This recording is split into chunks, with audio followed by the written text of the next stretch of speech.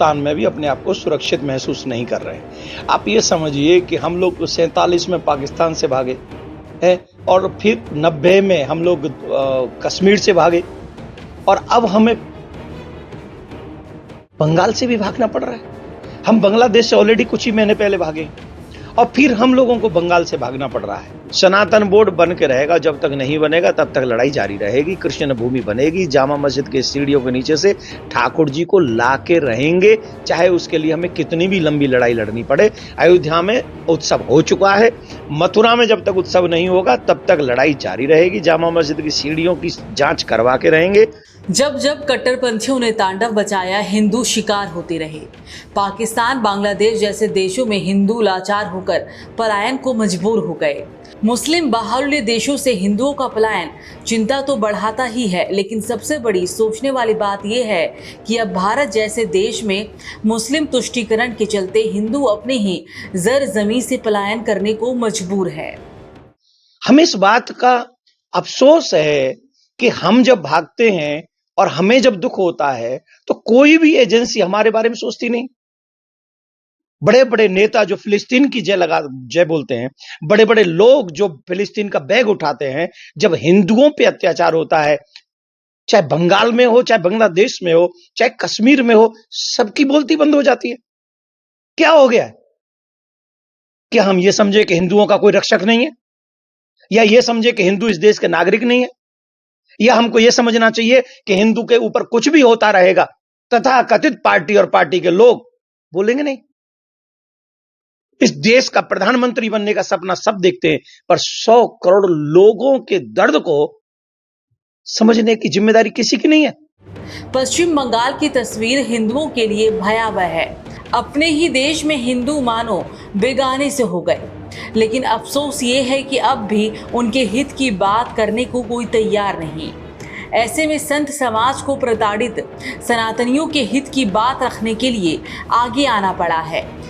कि हम 47 में पाकिस्तान से भागे, 90 में हम कश्मीर से भागे, 78 में हम लोग यहां से भी भागे संबल से, और अब बंगाल से भी हम लोगों को 25 साल हो गए। 25 साल भाई, वही सेम कंडीशन है, वही घटना है, वही लोग है और वही तीन काम है। घर को लूटना, घरों में और दुकानों में आग लगाना और बहन बेटियों की इज्जत को लूटना। ये तीन काम 47 में, यही तीन काम 76 में, 78 में, यही तीन काम 90 में और यही तीन काम 2025 में अब हो रहे हैं। और हम हिंदू इसे शिक्षा नहीं ले रहे हैं। ये हम लोगों के लिए दुर्भाग्य की बात है। क्यों नहीं ममता बनर्जी को इस्तीफा दे देना चाहिए?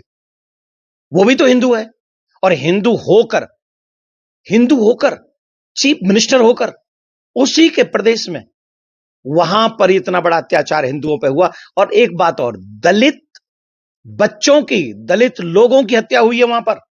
और इस प्रदेश में, उत्तर प्रदेश में, मध्य प्रदेश में, बिहार में दलितों की बात करने वाले लोग एक बोल नहीं रहे। मेरे सनातनी दलित भाई, उनकी हत्या वहां पर हो गई। कहां चला गया अब दलित प्रेम? अरे हम सनातनियों को बांटने में लगे रहोगे क्या? हमको ऊंचा नीचा छोटा बड़ा कर करके हम लोगों को बांट दिया, और वहां पर जब हमारे साथ अत्याचार हो रहा है, हमारे दलित भाई बहनों के साथ, हमारे सनातनियों के साथ, हम वहां से भी भागने के लिए मजबूर है। नहीं, जो लोग वहां से ऐसा कर रहे हैं ना, जो अपने आप को बहुसंख्यक कह रहे हैं, वहां पे याद रखना, बहुत जगह ऐसी हैं भारत में जहां पर तुम बहुसंख्यक नहीं हो। और जहां बहुसंख्यक तुम नहीं हो, अगर वही विषय जो तुम वहां पर कर रहे हो अगर यहां पर शुरू हो गया, फिर क्या होगा? क्या होगा यहां पर? बहुत ऑलमोस्ट देश में तुम अल्पसंख्यक हो। ये गलत है, बिल्कुल भी ये सहनशील नहीं है, ये सहन करने योग्य नहीं है। और हम सब सनातनियों से भी कहेंगे, ये सोची समझी रणनीति है, और इस रणनीति में हम सबको एक साथ एक स्वर में खड़े होकर इसका विरोध करना चाहिए। बहन बेटी, मां बहन बेटी कोई भी हो, हिंदू कहीं भी हो, सब हिंदू एक हो जाओ और इनको इन्हीं की भाषा में जवाब दो। संत समाज में नाराजगी है, गुस्सा है। गुस्से का कारण ये है कि यहाँ राजनीतिक दल तुष्टीकरण कर रहे हैं।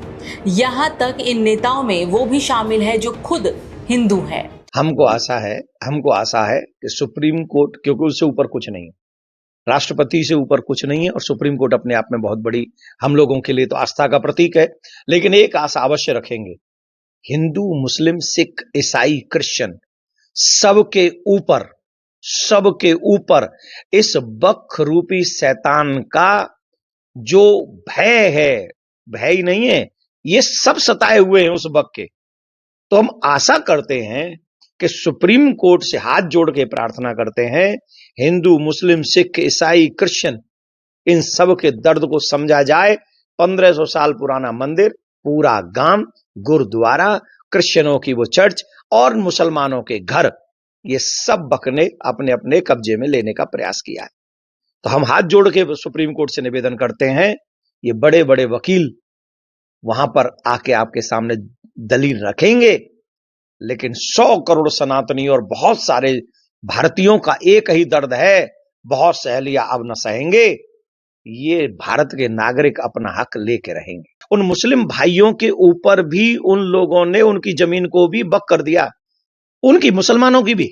और एक बात बताइए, हरियाणा में गुरुद्वारे, सिखों की जमीन को बक किया गया है, केरल में क्रिश्चियनों की जमीन को बक किया गया है, और हम भारत हिंदुओं की तो चाहे वो काशी ले लीजिए, चाहे वो मथुरा ले लीजिए, चाहे और कितनी जगह ले लीजिए, उन्होंने छोड़ा किसी को नहीं है बक ने। न हिंदू को छोड़ा, ना मुस्लिम को छोड़ा, ना सिख को छोड़ा, ना क्रिश्चियन को छोड़ा, किसी को नहीं छोड़ा, मुस्लिम को नहीं छोड़ा। तो ऐसे बक की हमारे को कोई आवश्यकता नहीं है। इस बक को बस बंद करो, इसे बैग में भेजो और इसे पाकिस्तान भेज दो। इसका सही जगह पाकिस्तान ही है, हिंदुस्तान में इसकी कोई जगह नहीं है। सुप्रसिद्ध कथावाचक देवकीनंदन ठाकुर ने वक्फ बोर्ड पर भी सवाल उठाए हैं। उन्होंने कहा है कि इस वक्फ ने सबको सताया है, सब धर्म के लोग वक्फ से प्रताड़ित हैं। ऐसे में ये सोचना चाहिए कि इन सताए हुए लोगों को न्याय कैसे मिले। लोकसभा, राज्यसभा और राष्ट्रपति से ऊपर कोई है इस देश में? राष्ट्रपति से ज्यादा पावर किसी की है? आई थिंक किसी की भी नहीं है। और राष्ट्रपति का सिग्नेचर हो चुका है उस वक्फ बोर्ड के उस पारित बिल पे। तो आप, अगर आपको प्रॉब्लम है तो सरकार के विरुद्ध नारा लगाइए, आपको प्रॉब्लम है तो अपने सांसद के विरोध, आपको प्रॉब्लम है तो अपने मुख्यमंत्री के विरोध में आपको नारे लगाइए। अरे हम तो कह रहे हैं सरकार के विरोध में लगाइए ना जम के, राष्ट्रपति के भी विषय में हम लगा नहीं सकते, पर आप चुन चुन के हिंदुओं को मार रहे हैं। आप देख रहे हैं हिंदू का घर कौन सा है, आप देख रहे हैं कि क्या नाम है, हिंदू की गाड़ी कौन सी है, आप देख रहे हैं। अरे इतना दर्दनाक मंजर कहानी मैंने सुनी है। एक माँ ने तो अपने बेटी को बचाने के लिए कह दिया उस बंगाल में कि तुम चाहो तो मेरा रेप कर लो, लेकिन मेरी बेटी को कुछ मत कहना। इससे बुरा दृश्य क्या भारतवासियों को और देखना बाकी रह गया है? क्या हम लोगों को और देखना चाहिए? कोई भी हो, सभी एजेंसियों को इस समय बहुसंख्यक हिंदुओं को बचाने की आवश्यकता है।